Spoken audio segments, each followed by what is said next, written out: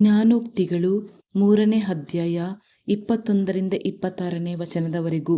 ನನ್ನ ಮಗನೇ, ನನ್ನ ಮಗಳೇ, ಸುಜ್ಞಾನವನ್ನು ಬುದ್ಧಿಯನ್ನು ಭದ್ರವಾಗಿಟ್ಟುಕೋ. ನಿನ್ನ ದೃಷ್ಟಿಯು ಅವುಗಳ ಮೇಲೆ ತಪ್ಪದೇ ಇರಲಿ. ಅವು ನಿನಗೆ ಜೀವವೂ ನಿನ್ನ ಕೊರಳಿಗೆ ಭೂಷಣವೂ ಆಗಿರುವವು. ಆಗ ನೀನು ಎಡವದೆ ನಿನ್ನ ಮಾರ್ಗದಲ್ಲಿ ನಿರ್ಭಯವಾಗಿ ನಡೆಯುವಿ. ನೀನು ಮಲಗುವಾಗ ಹೆದರಿಕೆ ಇರುವುದಿಲ್ಲ. ಮಲಗಿದ ಮೇಲೆ ಸುಖವಾಗಿ ನಿದ್ರೆ ಮಾಡುವಿ. ಪಕ್ಕನೆ ಬರುವ ಅಪಾಯಕ್ಕಾಗಲಿ ದುಷ್ಟರಿಗೆ ಸಂಭವಿಸುವ ನಾಶನಕ್ಕಾಗಲಿ ನೀನು ಅಂಜುವುದೇ ಇಲ್ಲ. ಕರ್ತನೇ ನಿನ್ನ ಭರವಸಕ್ಕೆ ಆಧಾರನಾಗಿದ್ದು ನಿನ್ನ ಕಾಲು ಪಾಶಕ್ಕೆ ಸಿಕ್ಕದಂತೆ ನಿನ್ನನ್ನು ಕಾಪಾಡುವನು. ಆಮೆನ್. ಪ್ರೀತಿಯ ದೇವರ ಮಕ್ಕಳೇ, ದೇವರು ನಮಗೆ ಜ್ಞಾನವನ್ನು, ವಿವೇಕವನ್ನು, ಬುದ್ಧಿಯನ್ನು, ಲೋಕಜ್ಞಾನವನ್ನು, ವಿವೇಚನೆಯನ್ನು, ಪರಿಜ್ಞಾನವನ್ನು ಕೊಟ್ಟಿದ್ದಾರೆ. ಯಾವುದು ಸತ್ಯ ಯಾವುದು ಅಸತ್ಯ ಎಂಬುದಾಗಿ ತಿಳಿದುಕೊಳ್ಳುವುದಕ್ಕೆ ದೇವರು ನಮಗೆ 10 ಆಜ್ಞೆಗಳನ್ನು, ನಿಬಂಧನೆಗಳನ್ನು ಕೊಟ್ಟಿದ್ದಾರೆ. ಈ 10 ಆಜ್ಞೆ ನಮಗೆ ಪರಿಪಾಲಿಸುವುದಕ್ಕೆ ಆಗುವುದಿಲ್ಲ ಎಂದು ಗೊತ್ತಾಗಿ ಯೇಸು ದೇವರು 2 ನಿಬಂಧನೆ ಅಂದರೆ 2 ಆಜ್ಞೆಗಳನ್ನು ಕೊಟ್ಟರು. ಅದು ನಿಜ ದೇವರನ್ನು ಆರಾಧಿಸಬೇಕು.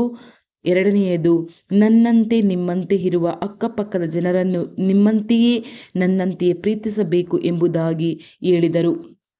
ಈ 10 ಆಜ್ಞೆಗಳು ಈ 2 ಆಜ್ಞೆಗಳಿಗೆ ಸಮವಾಗಿದೆ. ಯಾವಾಗ ಈ 2 ಆಜ್ಞೆಗಳನ್ನು ಅನುಸರಿಸುತ್ತೇವೋ ಆಗ ಆ 8 ಆಜ್ಞೆಗಳು ಕೂಡ ನಾವು ಅನುಸರಿಸಿದ ರೀತಿ ಆಗುತ್ತದೆ.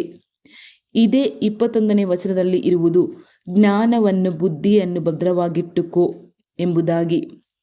ನಮ್ಮ ದೃಷ್ಟಿ ಈ ಆಜ್ಞೆಗಳ ಮೇಲೆ ತಪ್ಪದೆ ಇರಲಿ ಎಂಬುದಾಗಿ. ಆಗ ನಮ್ಮ ಜೀವಕ್ಕೆ ಮತ್ತು ಕೊರಳಿಗೆ ಭೂಷಣ ಅಂದರೆ ಸೊಬಗು ಆಗಿರುವವು. ಹೇಗೆ ಹೆಣ್ಣು ಮಕ್ಕಳ ಕೊರಳಿನಲ್ಲಿ ಒಂದು ಚೈನ್ ಅಥವಾ ಚಿಕ್ಕ ನೆಕ್ಲೆಸ್ ಇದ್ದರೆ ಹೇಗೆ ಸೊಬಗು ಕಾಣುತ್ತದೆಯೋ ಹಾಗೆಯೇ ಯೇಸುವಿನ ನಿಬಂಧನೆಯನ್ನು ನಮ್ಮ ಕೊರಳಿಗೆ ಮತ್ತು ಜೀವಕ್ಕೆ ಭೂಷಣವಾಗಿರುತ್ತದೆ.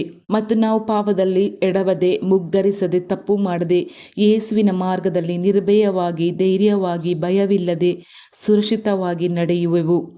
ನೀನು ಮಲಗುವಾಗ ಹೆದರಿಕೆ ಇರುವುದಿಲ್ಲ ಮತ್ತು ಮಲಗಿದ ಕೂಡಲೇ ಸುಖವಾಗಿ ನಿದ್ರೆ ಮಾಡುವಿ ಎಂಬುದಾಗಿ ವಚನ ಹೇಳುತ್ತದೆ.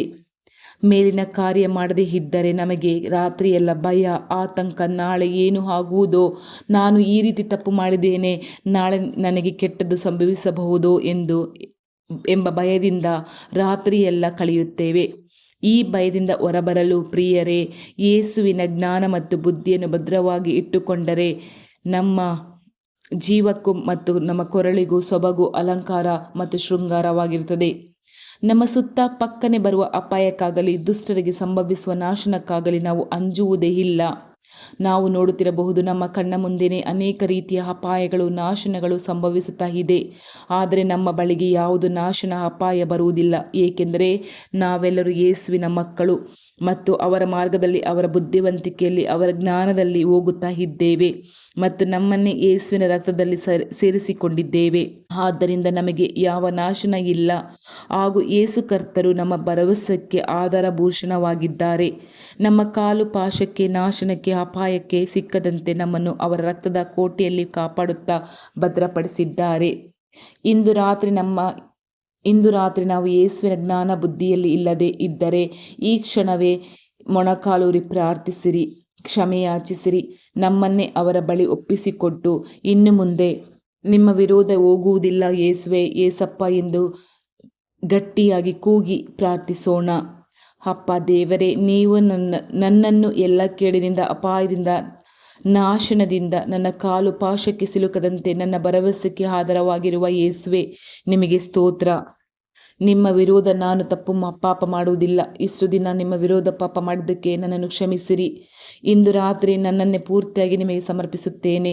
ನಿಮ್ಮ ರಕ್ತದ ಕೋಟೆಯಲ್ಲಿ ನನ್ನನ್ನು, ನನ್ನ ಕುಟುಂಬವನ್ನು, ಎಲ್ಲರನ್ನು ಭದ್ರಪಡಿಸಿರಿ.